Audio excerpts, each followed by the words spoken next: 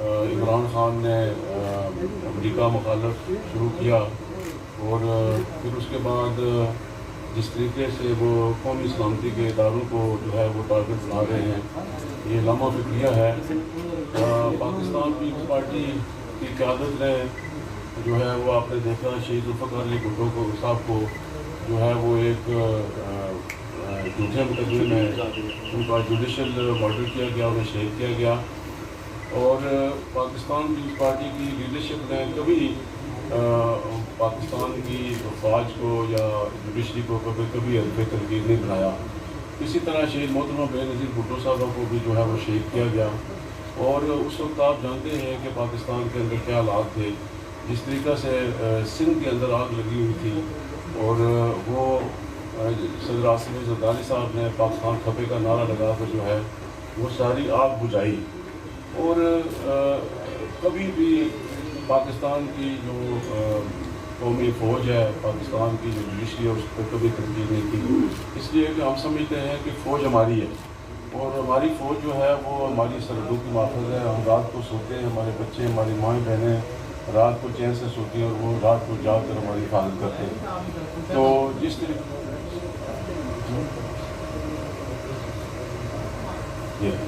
تو اسی طریقے سے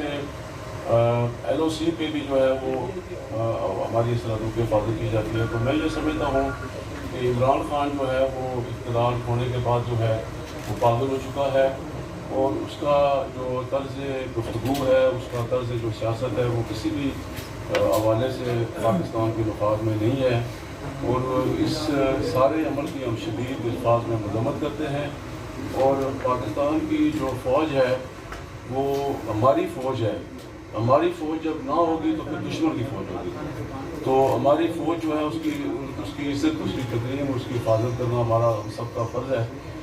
عمران خان جو اپنے آپ کو بڑے پیٹریاٹ کہلواتے ہیں، بڑے پاکستانی کہلواتے ہیں، اور بڑے مسلمان کہلواتے ہیں، ریاست مدینہ کی بات کرتے ہیں، جب لندن کے میئر کا انتخاب ہوا تو ایک پاکستانی صادق خان جو ہے وہ میئر کا لیبر پارٹی کی طرف سے ان کے کینڈیڈیٹ تھے، جو مسلمان بھی ہیں اور پاکستانی بھی ہیں، کراچی سے ان کا تعلق ہے۔ تو اس کے مقابلے میں ایک یہودی زیک گولڈ سمتھ جو ان کا سابقہ سالہ تھا، وہ جو ہے وہ کنزرویٹو پارٹی کا امیدوار تھا۔ تو عمران خان یہاں سے اسپیشل وہاں جا کے اس کی کمپین کے لیے، اس یہودی کی کمپین کے لیے گئے۔ وہاں کہاں گئی پاکستانیت، وہاں اسلام کہاں گیا،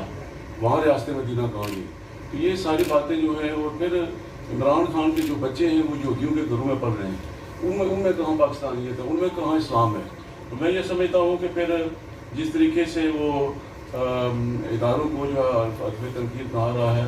یہ ملک کی سالمیت کے لیے خطرہ ہے۔ میں پاکستان کی عدلیہ سے اور پاکستان کے قومی سلامتی کے جو ادارے ان سے یہ ریکویسٹ کروں گا کہ اس کے پیچھے جو سازشی عناصر پیچھے ہیں عمران خان کے، ان کو جو ہے وہ ان کے خلاف جو ہے وہ کارروائی کی جائے، ان کو بے نقاب کیا جائے۔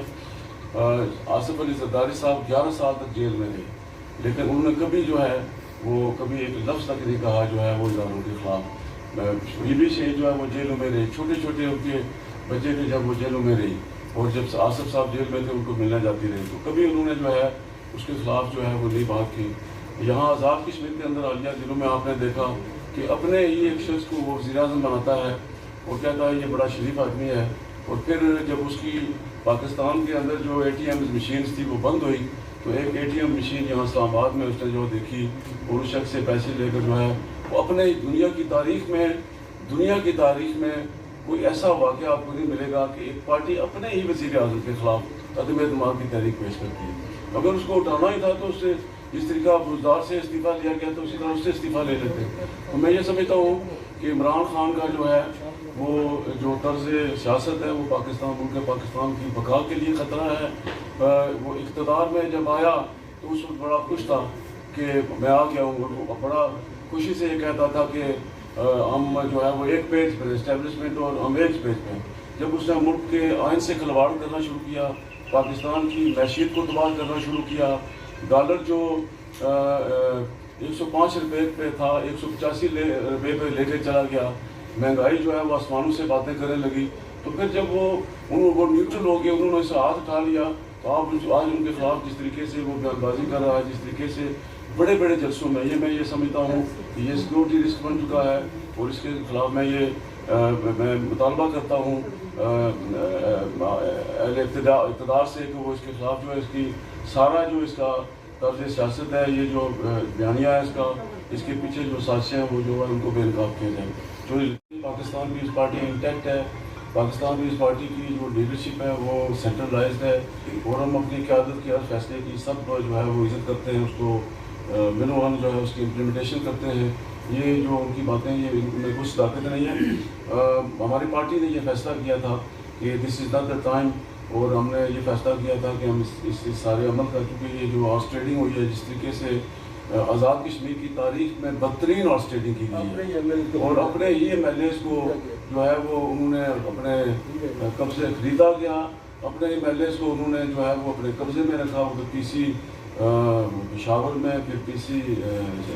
ظفر آباد میں, ان کو اپنے ایم ایل ایز پہ اعتماد نہیں تھا. تو اس سارے عمل کی ہم نے کہا تھا کہ ہم اس عمل کا جو ہے وہ بائیکاٹ کرتے ہیں. آزاد کشمیر میں جو ہے وہ یہ کبھی بھی یہ جو عمل اس دفعہ عمران خان نے کیا ہے صرف اپنی اے ٹی ایم مشین بچانے کے لیے, یہ جو کیا ہے اس نے, یہ آزاد کشمیر کی تاریخ میں کبھی نہیں ہوا. عدم اعتماد اس سے پہلے بھی ہوئے ہیں. عدم اعتماد جو ہے وہ سرحدی خان صاحب کے خلاف ہوا, عدم اعتماد سردار یعقوب خان